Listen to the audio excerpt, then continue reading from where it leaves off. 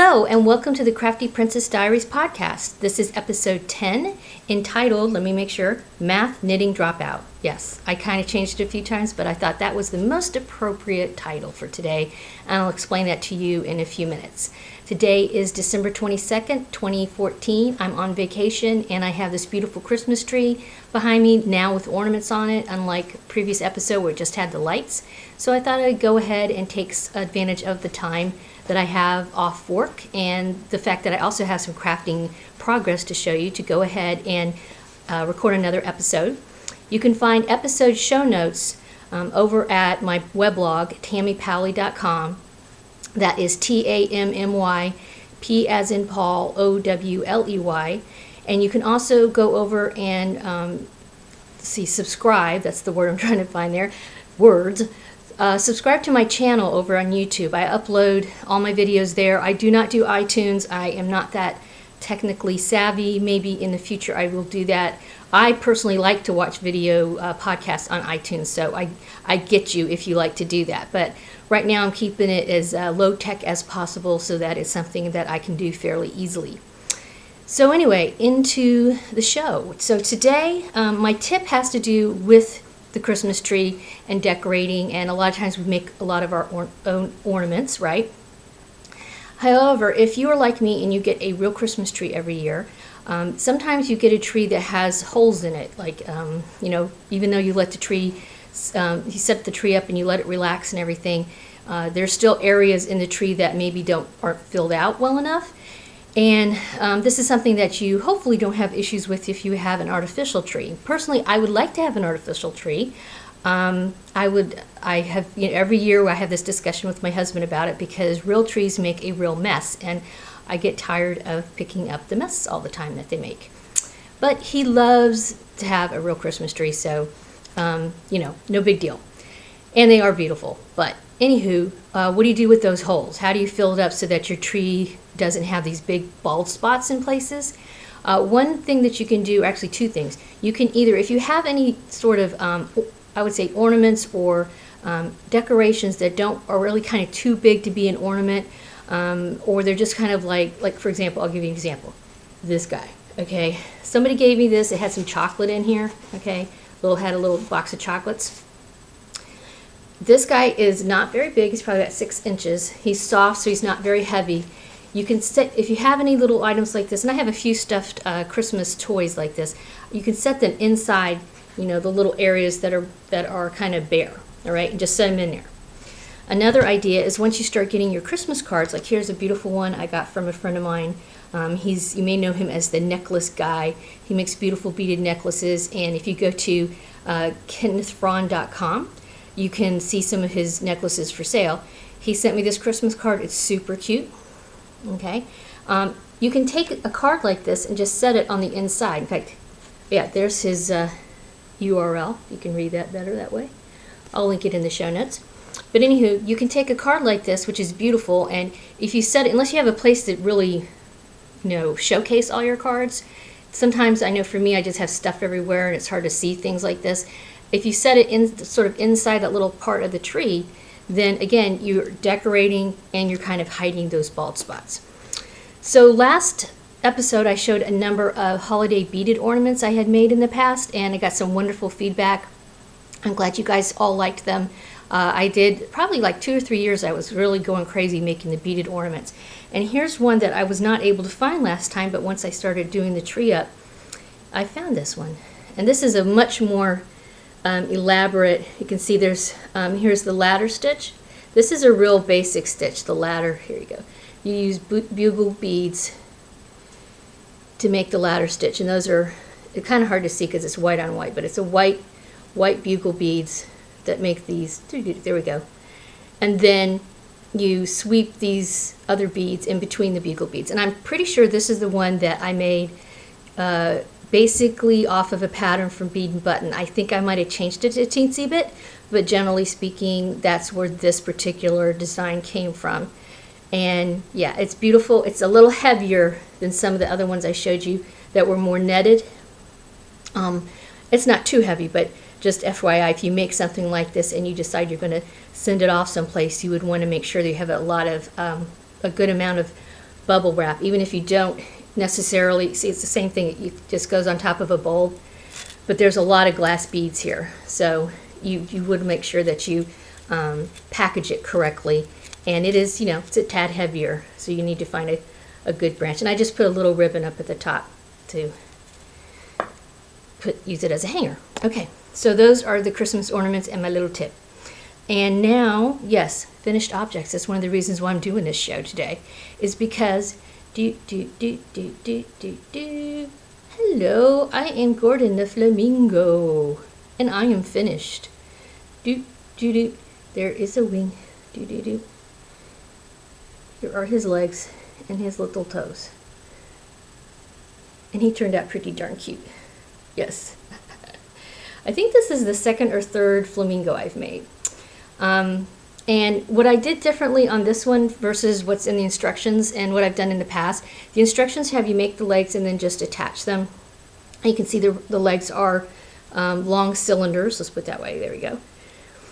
This time, because I want to make sure he could sit easily, like that, I want to make sure his legs bent like that, I flattened these together, the tops of these, and stitched them versus keeping them all round. So this is flattened. This, and it doesn't tell you to do this in instructions, that's why I'm saying this. So if you want something similar to this where he's going to sit, then this is just a simple amigurumi technique. It's not one, I did not make this up, okay? This is an amigurumi technique that lots of, toys, patterns have. And one little thing, I'd love to make this for my sister. She was in episode, I believe it's episode 4 with me. She has a blog called Tapping Flamingo, and in fact, she's actually started doing some like 10 to 15 minute videos as well, with some really simple and fun crafting ideas. So make sure you head over, Tapping Flamingo, Terry Jeanette Carter. I will put her in the show notes, of course. But I'd love to make one of these for her with tap shoes. And these are these feet, these are birdie feet. All right. So if you know of a pattern that has little shoes that I could copy the shoe part, I maybe be able to finagle it myself, but it sure would save me some brain matter if I knew of a pattern that already had shoes that I could just put on this guy instead. Replace, instead of having these feet like this, instead of the bird feet, have some little shoes for, that would go at the end of his legs. And then I could put little taps on him, and he would be a tapping flamingo that I could give to her. Okay, or she could even make herself, because honestly, she knows how to crochet. So Terry, you need to make Gordon. Okay, and this is a Fresh Stitches pattern. I looked it up, and if I remember correctly, it was only $4. Super easy to make. It's a size H hook, worsted weight, Brava yarn is what I used. I can't remember the colorways, but it's like super bright pink and bright yellow. Okay, pink, yellow, simple. Felted eyes I just glued on. Okay, and that's it. Gordon's saying bye. Okay, bye, Gordon. All right, works in progress. I am making a little progress on the shawl that I showed last time. I went on a little bit of a trip to see family, do an early Christmas with my folks in Brevard County. And so I did get some done on my fan stitch shawl. Doodle-doo-doo. Okay, not a lot. See the way there, what did I do? Oh, I looked at I had a bunch of books. I'm going to try to catch up with all my book reviews. I have a number of book reviews that you should kind of, especially I have some jewelry books, I have knitting books. What else? I have one about writing that's really interesting. I meant to bring that and show, maybe another video I'll show that. It's not, it's a reading type book. It's not a craft book, but if you like to write, it's an interesting book. But anyway, so part of the way there I looked at the craft books, part of the way I did this, and actually I was not feeling 100% that day, so I didn't get a ton done. Like sometimes I'll actually get some crocheting and stuff done while I'm visiting, but I was just feeling kind of poopy. So yes, I'm getting some work done on that shawl. That shawl is going to be kind of similar to the one I'm wearing, though this is the shawl that has silk in it. It's like 25% silk, and the rest of it is, I believe, superwash merino. And last time I was there at the yarn shop that I got this from, they did not have this. I'm going to be going over there hopefully in about a week. Squee, I'm so happy. Yay. And hopefully they will have something similar, because I will say the difference between this yarn and the other yarn that I'm using for that shawl, huge difference. If you've ever used silk, I mean, I don't know, people, silk and wool, I love them, okay? Unfortunately, it's very hard to go back to silk and nylon. Yeah, it doesn't take long to get used to the good stuff, huh? But anyway, it just this drapes a lot better. And in fact, I'm even thinking, because there's such a difference between the feel, let me pull this out again, the way this feels versus the way this is feeling. I might even make this, I was going to make this a shawlette, so that it's something that can just kind of like a scarfy type thing I can wear. But I might make this a full-size shawl that I would use for when it gets cold in the house, because even though I live in Florida and like today it's 75 degrees, and I went grocery shopping this morning, and by the time I came home I was almost sweating. I was sweating, okay? I was already sweating, lugging in all the groceries, and you know, it's in the mid-70s already, and it's very sunny. It's beautiful out. I mean, I'm not complaining. I'm just saying that it's not, we just don't really have weather where you can wear stuff, you know, like this too much. But the big shawls, sometimes when I'm home and the air conditioner's cranking and my husband's got it on like 65 or something, I like to have a shawl to just throw on, a big shawl, so that, because you know, you get hot, you get cold, especially us mature ladies, okay? Don't have to say too much more if you know what I mean. So shawls are nice versus a sweater for that.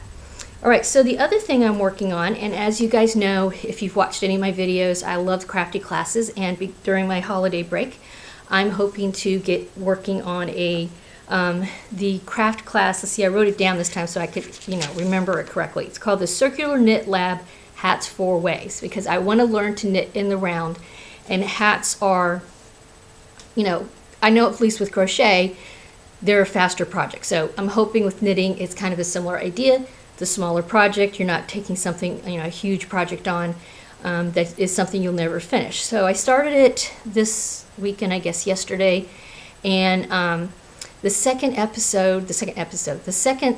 lesson was math. I don't like math, okay? I'm an English teacher. And I mean, you know, I'm on vacation. I don't want to do math. I don't ever want to do math. But when I really just, okay, I want to just knit. I don't want to calculate. And the whole lesson was like, measure your head, do a gauge swatch, count, All right, well, if your head is this big, then you have to, yeah. I was just, you know, it was like being in algebra class where, you know, this film kind of comes over you. I don't understand what that teacher is saying, and you just I get lost. I'm sorry. You know, I'm sorry. I don't like it. It's hard. It's difficult. I want to make a freaking hat, okay? So you know what I did? Yeah, I skipped that lesson. I mean, I kind of watched it. I had it going on. And, I left the room. I came back and measure. Oh, what if you want to measure from here to here? I don't want to do that. I want to make a hat, okay? I just want to make a hat. And I know, okay, everyone's going, you know, you have to swatch, because what if that hat doesn't fit you? You know what? I'll just frog that sucker, okay? I want to knit. So, all right, you got it. So I did. And you know what? I kind of screwed up. No, really, big surprise. Yeah, I know. All right, so let me just tell you what we're knitting. The project, from the first project she has you do, and let's see, is called the Sweet Pea Hat. And basically it looks like there's 4 hats. Obviously the subtitle of the, you know, class is Hats 4 Ways.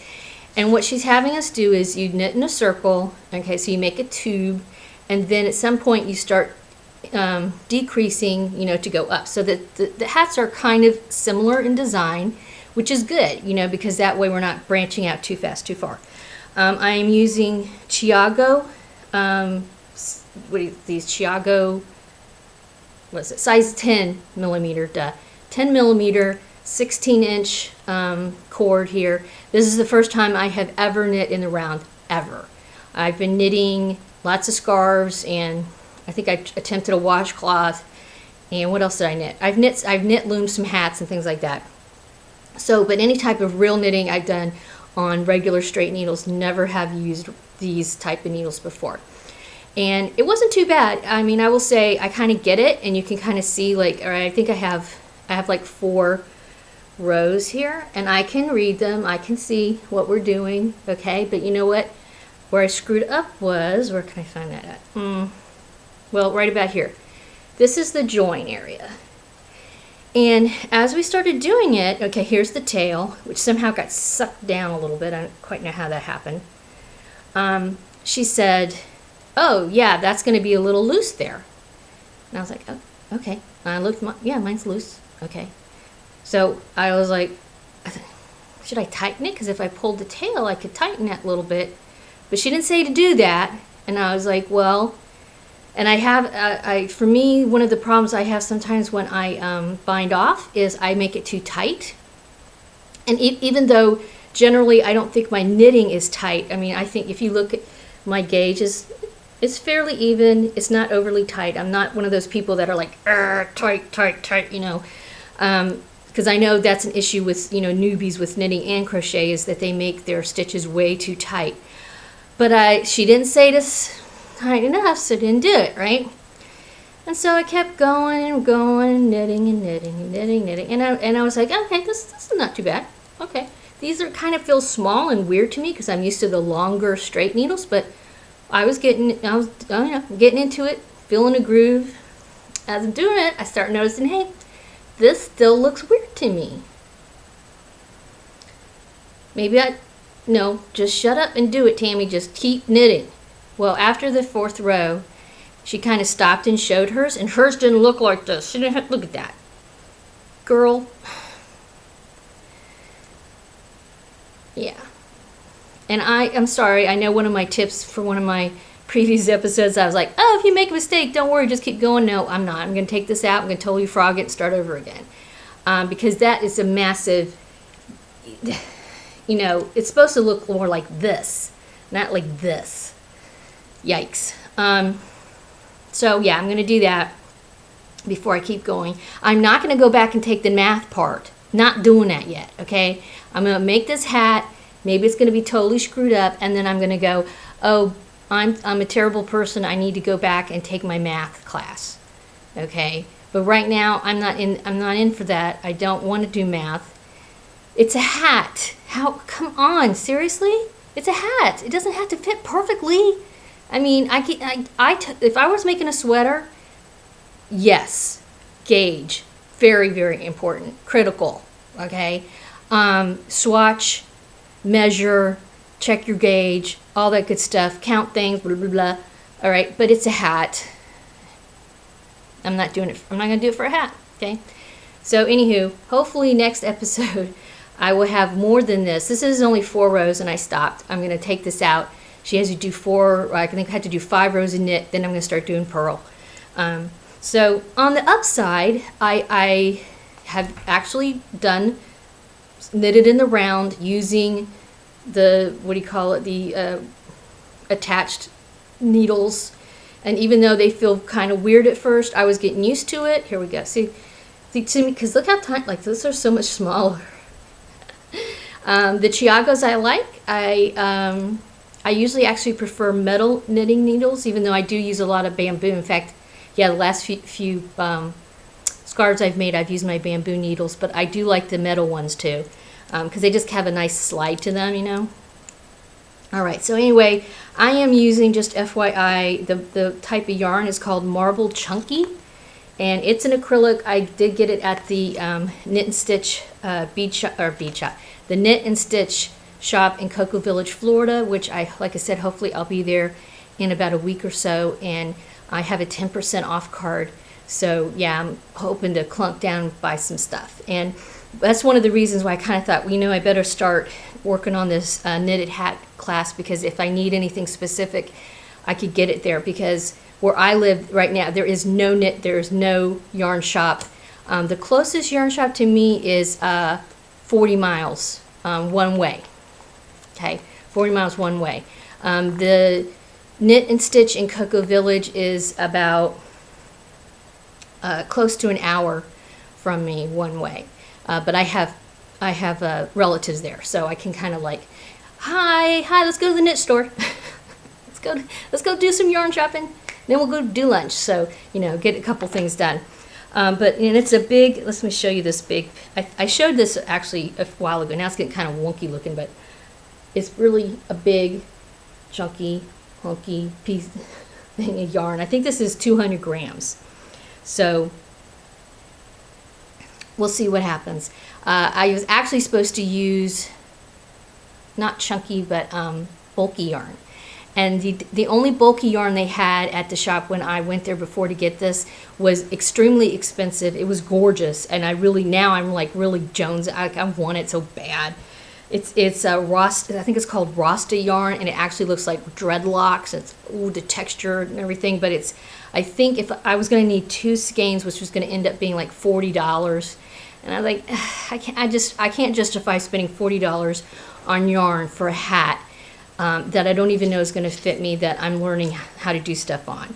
And this thing was like this big chunky thing. I think this was $15. So, and by the way, yes, this is in my Ravelry bag from 2007 that, let's see, somebody took a little chunk out of. This was not little, by the way. We did not have little in 2007. So I think Rocky is the one, if I remember, who decided he likes organic cotton. That organic cotton tastes yummy. So, but anywho, I'm working on that. So, and just generally speaking, I'm taking my thoughts on the class so far, other than the horrible lesson 2 of math. And I'm not saying she's not a good math teacher. I'm just saying, I want to make something. And I mean, I don't know. I'm curious to know how many other people have that feeling when you take a class and you're having to do all this technical stuff before you can actually get into anything. I posted on Facebook about this, and of course one person she's actually a professional knitter, so of course she was like, oh well, you have to do gauge swatch, and you have to blah blah blah, and I knew she was going to say that. I was like, well yeah, but you're professional, what are you going to say? No, don't do that. It's like me as an English professor saying to my students, oh, don't worry about those commas, they don't even matter. Yeah, I mean, I'm not going to say that. So of course she's going to do that. I did today have somebody post on there, oh yeah, a hat, I never swatch for a hat. So, but she's a prolific knitter, this person who wrote that, though not a professional. So that made me feel a little bit better because, yeah, I don't, I'm trying to think now of all the podcasts that I watch, how many times the podcasters mention swatching or even calculating anything for hats, and I don't think they do. I think that's, like I said, I thought that was more of a sweater thing, but maybe it's, like I said, it's probably one of those things where as a good teacher you have to do follow the rules, and you're not going to tell students not to do it. I mean, she did have a sort of a cheater way that she explained in the class, but by that time I was so turned off to all the number calculating. It was, again, just like the Charlie Brown, wah, wah, wah, and, fast forward, moving on to lesson 3. So, yeah, I think that's kind of it. Like I said, I am going to be heading over to Knit and Stitch in Cocoa Village, Florida soon. It's a beautiful, if you're ever in Brevard County and you like yarn, you got to go to Cocoa Village and go to this little shop. And there's all kinds of other I will say that area of Cocoa Village is very nice compared to some of the other downtown areas I've been to throughout Florida. It's a very established type of place as far as downtowns go. See, like where I live, we have a downtown that struggles constantly, and it's kind of weird. Like it still has that issue where this street's really nice, and then if you go to the next street, you might get mugged. So, that's kind of like, in fact, I was, a few years ago, I talked to a friend of mine going down there to, there's a bead shop. I think the bead shop's still down there. And she was like, oh, I don't want to go down there. That's dangerous. And I was like, it's not dangerous. I mean, come on, the bead shop's down there. It's not that bad. And I get her down there, and we stop at a stoplight.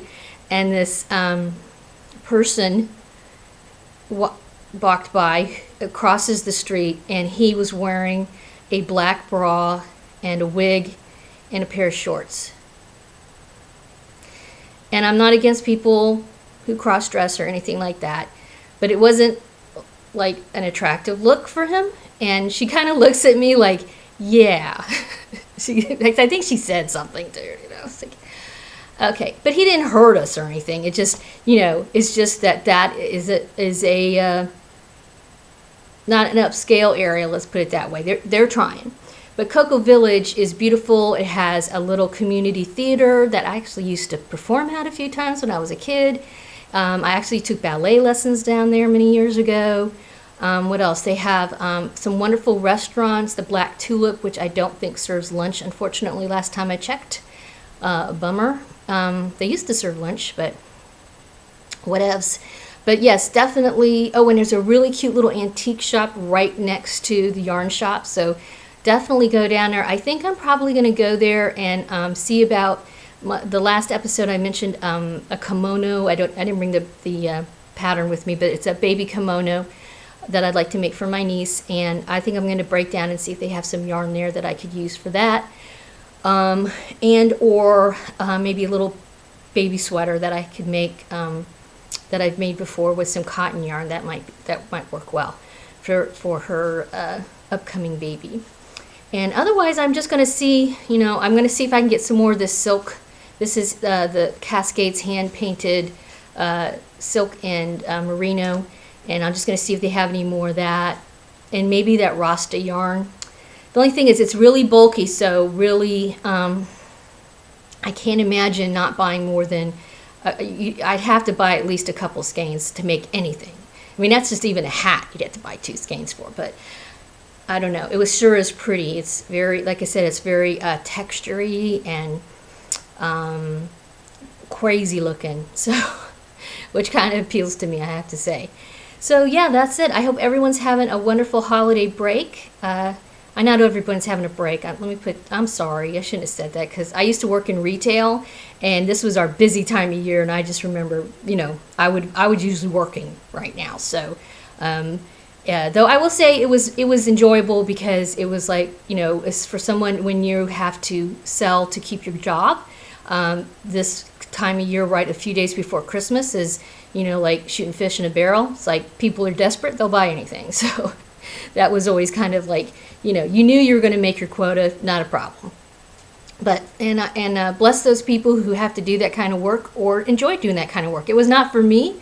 There was a lot of parts of it that I liked, but yeah, that constant having to work with the public, that that takes a certain type of personality that I just don't seem to have, I think.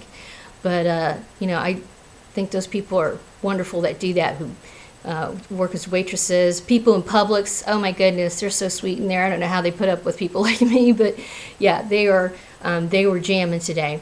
In fact, oh yeah, I had to mention this before I sign off. And this is so silly because I know he was just joking, but I bought a couple of bottles of wine, and the little kid who was checking me out said, "Oh, I need to see your ID." I was like, okay. I mean, I was writing a check anyway, so I was going to have to take it out. It's not a big deal, but I thought, right, I believe that. So, and he did the little bleep, bleep, okay, oh, yeah, whoa, you're older than we thought, yeah, okay, yeah, kid, I know, he's wearing braces, yeah, he was obviously just teasing me, but it was kind of funny.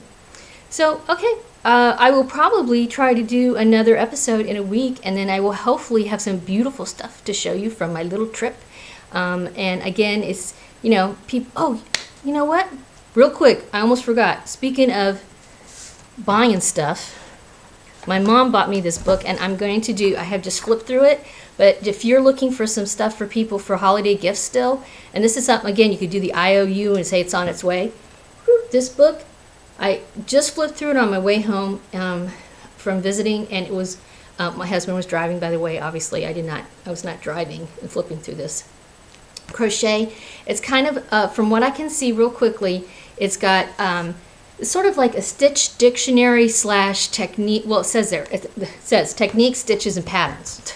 All right, so it's not a full-on stitch dictionary, but there's enough in here that, for example, if you say you want to make a chevron Afghan, they have that stitch pattern thing in here. Tells you how many stitches you need, which is like, I think it was like 10 plus 1. So, and then there's also projects in here, and there were some, I mean, there's some that I thought were doable projects, things that I would, you know, not all, I wouldn't want to, you know, not every book has all of them, but like, okay, here's one that would be a very good beginner one. Chevron hat and scarf, okay. And you could even, I mean, it's old little baby booties. Oh, they have a couple of bags. You know, I'm all about the bags. Love the bags. And let's see what else. What else was there? Oh, no, those are crazy. They have a few things. I'm like, I don't think so. But, and what, see, okay, so here they have like, you know, they show you the stitch pattern, and then they have instructions, and they even have, you know, the pattern, so that you have the actual stitch instructions as well as the graph, so you can do a little both. And I like that. And of course it also has an area that shows you how to read, you know, the graph and all that good stuff. So it's called Crochet. It is published by 6th and Spring Books, written by Marie Noelle Bayard, and I will do a more involved book review on my website. And as it happens, I just got these like maybe an hour ago. They were shipped to me, or I received them an hour ago. And same publisher. So funny, my mom bought this one for me, okay? So this one was not sent to me by the publisher, but the publisher sent me one called Modern Country Knits, 30 Designs from Juniper Moon Farm, Susan Bibbs. This center one, oh, and that hat looks cute. Or is that hat right there? So, oh, and his little gloves.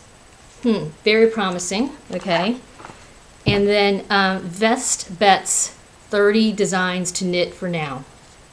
So that's a cute little cable. There's the back of it. And yeah, I like, see, to me as a Floridian, I like something like this I could actually wear. I could get some use out of, you know, a long sleeve shirt, one of these, and it's 40 degrees out when I go to work or something. That would work. And I love the pockets, so we'll see. I don't know. You know, I'm getting a little cocky now. I don't even want to do, you know, math knitting. But yet I'm saying, yeah, I'm totally making this. Yeah, I'm full of baloney.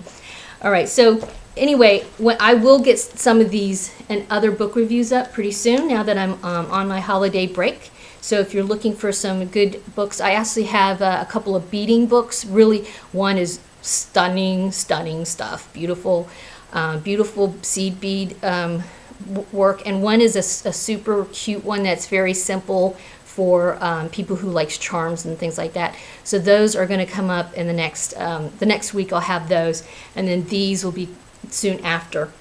But yeah, so keep a lookout on my blog, tammypowley.com. Head over there for show notes, and of course subscribe to me over on my YouTube channel. And thank you for stopping by again. I really appreciate it. And yeah, I hope you guys all have a wonderful Christmas. It's just in a couple of days. And if you don't celebrate Christmas, just have a wonderful, nice couple of days, okay? If you do, enjoy it with your family and friends, and sneak off and get a little crafting done. Or heck, just sit there with them, pull out your beads and whatever you're working on, and just go ahead and say, I'm here with you. I just want to do a little knitting, a little crochet, or a little beadwork, whatever. They'll understand. They just want to hang out with you anyway, right? So yes, craft on, and I'll see you probably in a week.